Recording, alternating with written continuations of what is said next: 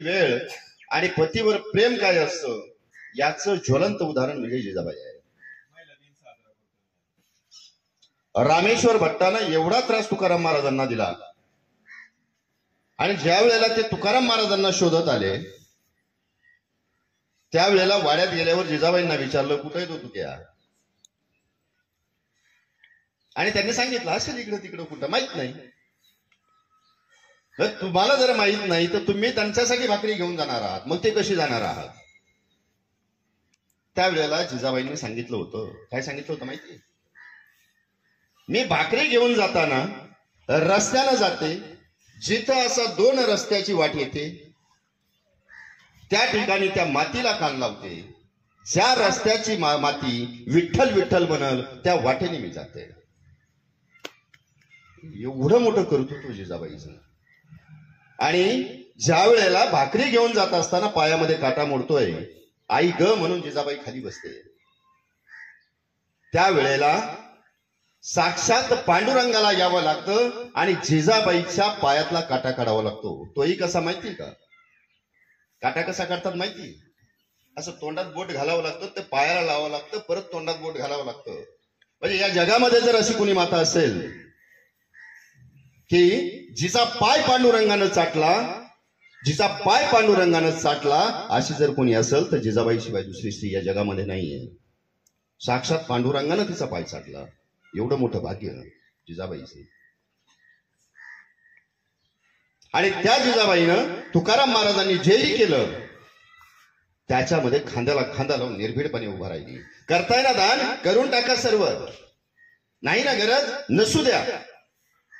त्या काळामध्ये 21 गाड्या बैलगाड्या ज्यांच्या गहाण खात्याचे कागद वाहण्यासाठी लागल्या, 21 बैलगाड्या.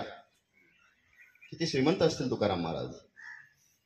आपल्याकडे काही नाही ना, त्यावेळेला त्याग करता येतो, पण सर्वस्व असून त्याग करणं त्याला म्हणतात तुकाराम महाराज. एवढं सोपं नाही.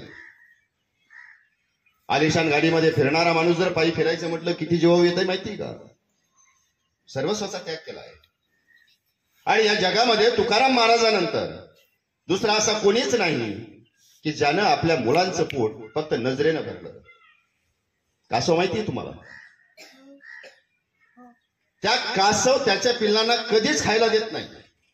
त्याची पिल्लं फक्त कासवाच्या नजरेनं त्या पिल्लांचं पोट भरलं जातं.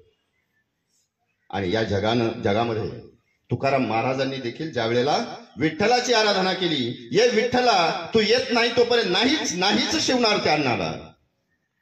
प्राण गेले तरी चालेल, पण विठ्ठला यावंच लागेल तुला.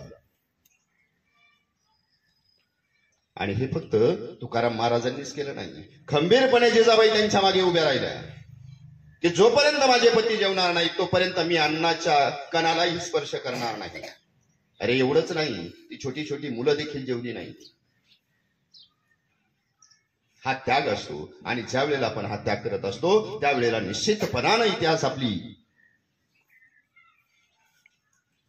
गुण गौरव केल्याशिवाय राहत नाही. आणि म्हणून कर्तृत्ववान महिलाकडून शिका.